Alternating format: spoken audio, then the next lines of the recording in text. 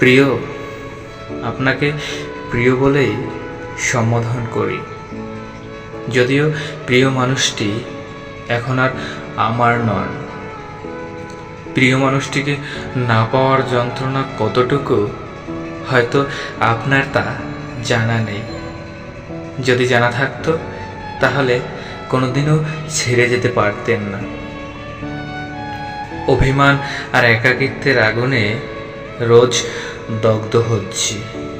একটু একটু আয়ু কমে যাচ্ছে, সাথে বাঁচার ইচ্ছেটাও।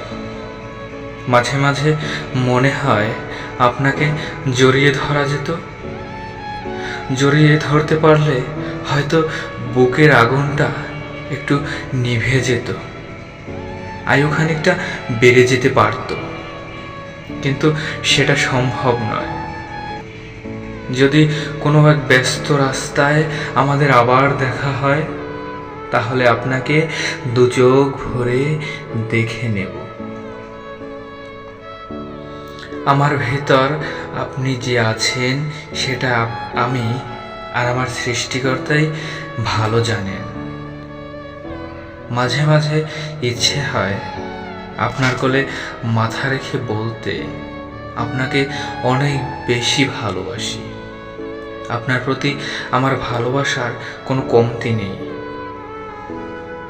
আপনাকে না ছুঁয়ে না দেখে যতটুকু ভালোবেসেছি, বিশ্বাস করেন ততটুকু ভালো আমি নিজেকেও বাসিনি। কাছে আসলেন না, পাশে বসলেন না, কোনোদিন চোখে চোখও রাখলেন না। তারপরও কেন যেন আপনাকে শুধুই একান্ত মনে হয়। কেন মনে হয় বলতে পারবেন? আমার তো সব কিছু ঠিকঠাকই চলে, তারপরও কি যেন হয়, সব কিছুই অশান্তি লাগে, প্রচণ্ড মন খারাপ হয়, একাকিত্ব বেড়ে যায়, নিজেকে অসহায়ত্ব লাগে। আপনার সাথে কথা বলতে মন চায়, কিন্তু আপনাকে আর খুঁজে পাওয়া যায় না। মন খারাপের পরিমাণ আরও বেড়ে যায়, নিজের উপর নিয়ন্ত্রণ থাকে না। তবু আপনি একটু খোঁজ নিয়ে দেখেন না প্রিয় মানুষটা কেমন আছে।